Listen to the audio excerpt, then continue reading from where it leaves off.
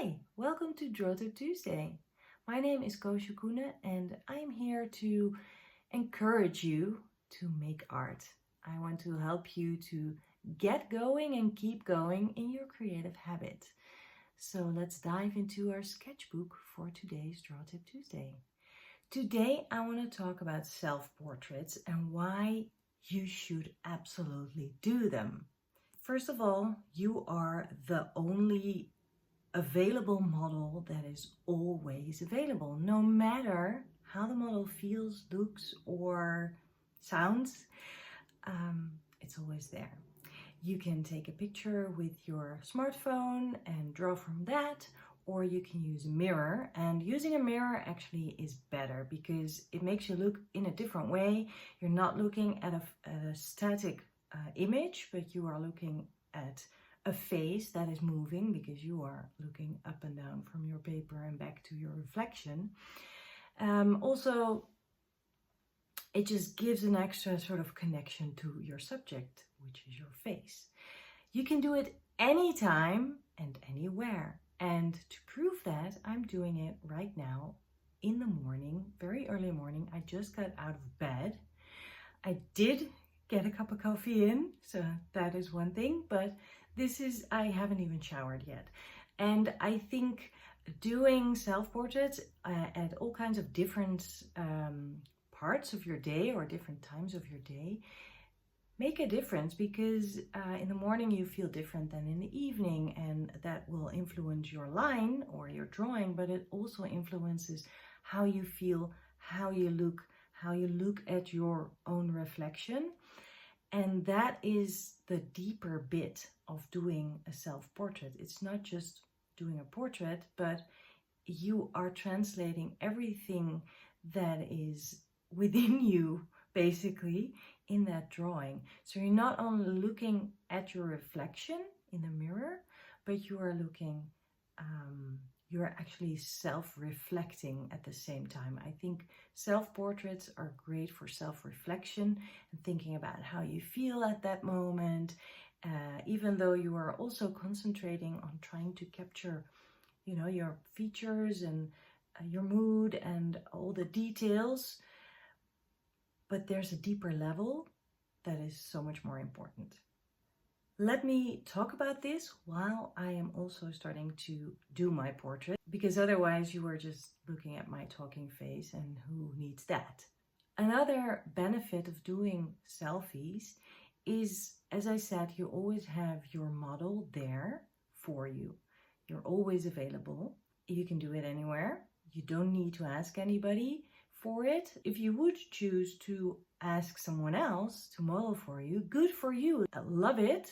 But when you do that, there's a layer of pressure right away, because you're drawing someone and you really want that someone to look like them in your drawing. At least I do, and I think we all tend to do that. That's the idea of drawing a portrait. You want to draw the person, or at least draw a representation, your interpretation of the person. That can be hard, because likeness is one of the hardest things to accomplish in doing portraits. You can be as expressive as you want, of course, and that's the lovely thing of drawn portraits. Otherwise, you would take a picture. But still, there is that sense of what will they think while you are drawing them. I think it's quite scary, to be honest. I do try it, and I have a countless amount of portraits and drawings of my husband.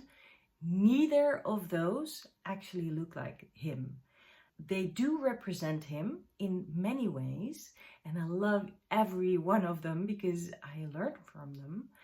But there always is kind of a frustration that I try to, capture this intimate moment.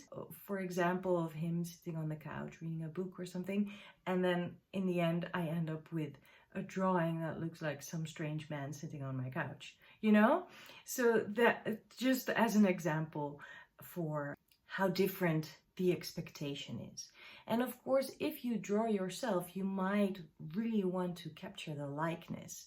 But If you don't, or if you make something that is unflattering, it's fine because it's just you. There's no one you need to apologize to, and there's no one who is going to complain, except maybe your inner critic. I have also heard from many people who I have encouraged to draw self-portraits that it helped them to get over the fear of drawing people in general. Because when you draw self-portraits and you do it kind of regularly, or you do it a few times, then you start understanding the features in a face, and you start understanding the proportions in a face. And every time you do a drawing of yourself, you can see, oh wait, the eyes are actually too close together, or if I pay really close attention to the corners of the mouth or the corners of the eyes, there is some way to get some likeness. And by understanding all these details and all the things about proportions and the shape of the face, it makes you more confident when you draw other people. So that is a huge benefit of being in that safe space, you and your mirror and your sketchbook. Speaking of the likeness, I have done a lot of self-portraits and I love doing it because it's just a moment with yourself, to yourself, about yourself. Plus it's a moment of drawing, of course, which is the most important thing to do. Spend time to do the thing that you love. And with all the portraits that I did of myself, I think I have a few portraits that really look like me, that are super detailed, but I love the ones that don't really look like me, but they do absolutely represent me. I think I have many images in my sketchbooks of non-existing family members, sisters, maybe even brothers that don't exist, but look kind of like me. They resemble some part of me. But most of all, with each of those drawings, I can remember how I felt at that time. I can remember what I was thinking, not only my creative decisions, but also really the emotional state I was in. And I think that is really, really valuable to have in your sketchbook because it tells a story about you because it's your face. So what I've done here is I have just really taken the time to capture my face, having some fun with it, being expressive, just playing around as well. It doesn't all have to be that precious because it's your sketchbook and you know, it's not just one portrait you're doing. There's so many pages in your sketchbook. If this one doesn't work out that well, there's always a next one and a next one and a next one. So don't see your drawing as that one-time chance, but see your drawing as one of many. And that takes the pressure off as well. I hope that this is inspiring and this is helpful and encouraging because that's what I'm here for. I hope you will grab a mirror and try it yourself. Do a small one, do just a quickie with just a pen. If it, you know, just to take any pressure off, have some fun with your own face. Smile or don't. And draw.